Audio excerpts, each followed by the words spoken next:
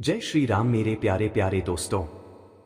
आपका हमारे YouTube channel ज्ञान का भंडार में हार्दिक स्वागत है। दोस्तों, हम रोज आपके लिए एक से बढ़कर एक कहानी लेकर आते हैं जिसमें हम आपको बताते हैं ज्ञान से जुड़ी हुई बात। अगर दोस्तों आप मुझे फॉलो करोगे तो मां कसम मैं आपको बहुत आगे तक लेकर जाऊंगा। तो धन्यवाद दोस्तों, चलिए कहानी शुरू करते हैं। मंदोदरी को मजबूरी में करनी पड़ी थी रावण से शादी।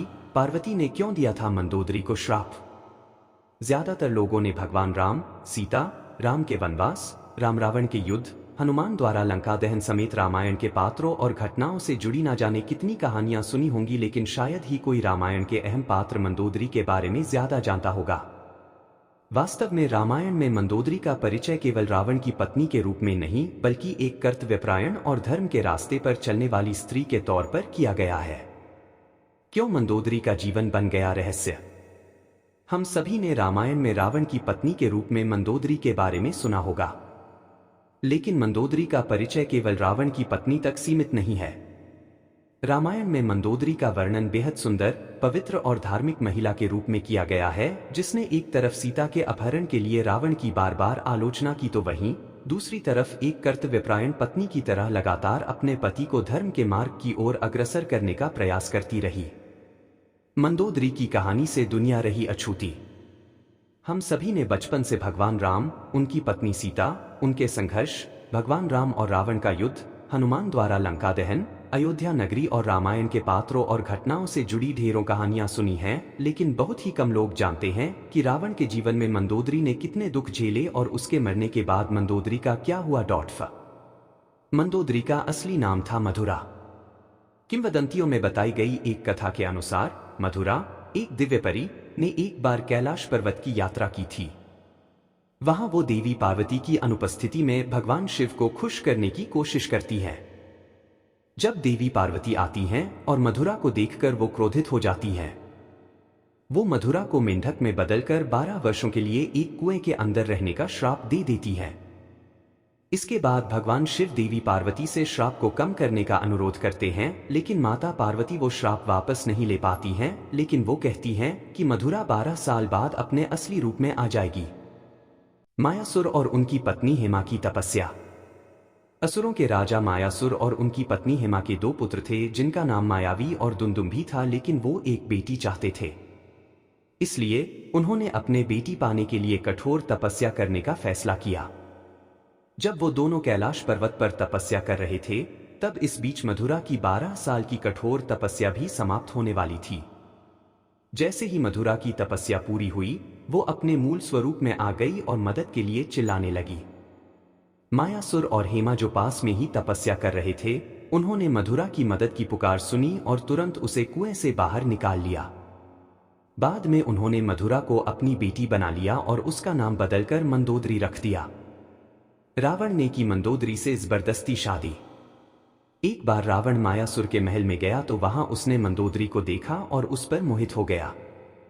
उसने मायासुर से मंदोदरी का हाथ मांगा, लेकिन मायासुर ने मना कर दिया, जिससे रावण नाराज हो गया और मंदोदरी को उससे शादी करने के लिए मजबूर करने लगा। मंदोदरी को पता था कि रावण भगवान शिव का भक्त है, इस डर से और अपने पिता की रक्षा के लिए वो शादी के लिए सहमत हो जाती है। रावण से शादी के बाद उसने 2 पुत्रों मेघनाद और अक्षय कुमार को जन्म दिया। कर्तव्यपरायण और निष्ठावान पत्नी मंदोदरी रावण को उसके गलत कामों के लिए हमेशा टोकती थी।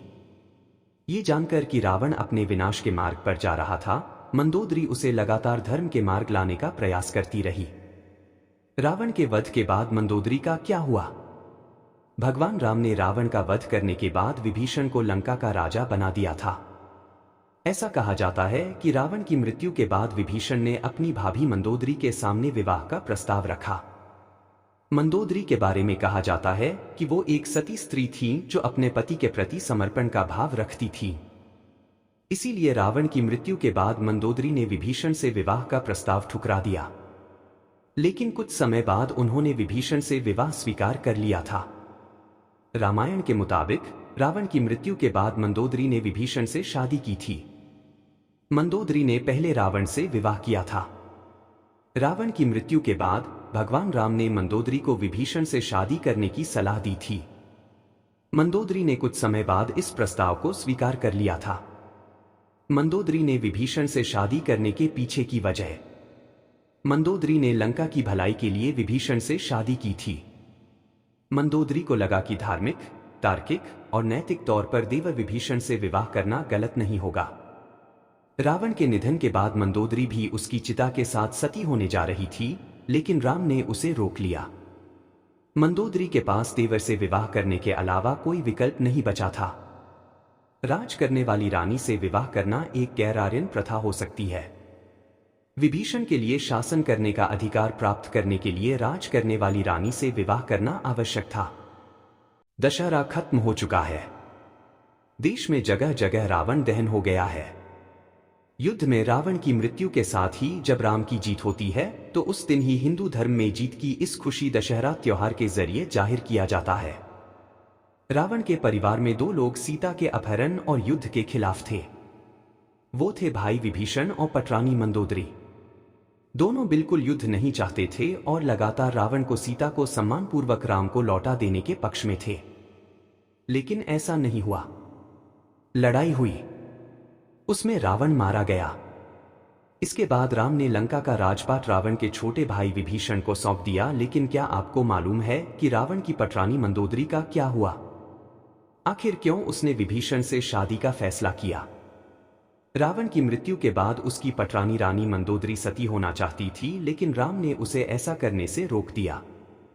मंदोदरी बहुत धार्मिक थी और ज्योतिष की प्रकांड विद्वान भी थी। रावण की मृत्यु के बाद पटरानी मंदोदरी ने क्यों किया विभीषण से शादी का फैसला? राजा रवि वर्मा द्वारा बनाई गई मंदोदरी की एक सुंदर पेंटिंग, जिसमें उसकी सुंदरता के साथ दयालुता को दिखाया गया है। विकी कॉमन्स। दशहरा खत्म हो चुका है। देश में जगह जगह रावण दहन हो गया है। युद्ध में रावण की मृत्यु के साथ ही जब राम की जीत होती है तो उस दिन ही हिंदू धर्म में जीत की इस खुशी दशहरा त्योहार के जरिए जाहिर किया जाता है। रावण के परिवार में दो लोग सीता के अपहरण और युद्ध के खिलाफ थे। वो थे भाई विभीषण और पटरानी मंदोदरी। दोनों बिल्कुल युद्ध नहीं चाहते थे और लगातार रावण को सीता को सम्मानपूर्वक राम को लौटा देने के पक्ष में थे। लेकिन ऐसा नहीं हुआ। लड़ाई हुई, उसमें रावण मारा गया। इसके बाद राम ने लंका का राजपाट रावण के छोटे भाई विभीषण को सौंप दिया। लेकिन क्या आपको मालूम है कि रावण की पटरानी मंदोदरी का क्या हुआ? आखिर क्यों उसने विभीषण से शादी का फैसला किया? कौन थी मंदोदरी? पुराणों की एक कथा के मुताबिक मधुरा नाम की एक अप्सरा कैलाश पर्वत पर भगवान शिव की तलाश में पहुंची। तलाशते हुए जब वो भगवान शिव के पास पहुंची तो उसने वहां पार्वती को न देखकर शिव को रिझाने के प्रयास शुरू कर दिए। जब कुछ समय बाद वहां पार्वती पहुंची तो उन्होंने मधुरा के शरीर पर शिव की भस्म देखी और फिर वो क्रोधित हो गई। पार्वती ने मधुरा को शाप दिया कि वो 12 साल तक मेंढक बनी रहेगी और कुएं में उसका वास होगा। मधुरा को अपनी गलती की कीमत चुकानी पड़ी और असह्य कष्ट का जीवन शुरू हो गया।